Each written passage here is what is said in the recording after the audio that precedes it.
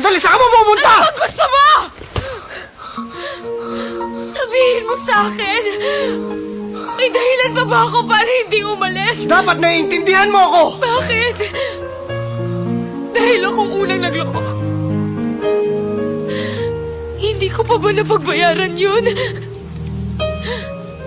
Kulang na lang gumapang ako ng paluhod para patawarin mo ako. Ayoko na, Aaron. Ayoko na.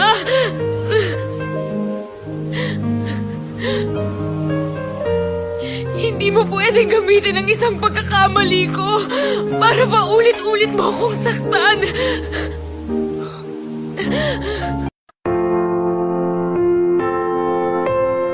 Pumanaw ka, Jesus. Subalit ang bukal ng buhay ay bumalong para sa mga kaluluwa at ang karagatan ng tawa ay bumugso para sa sanlibutan.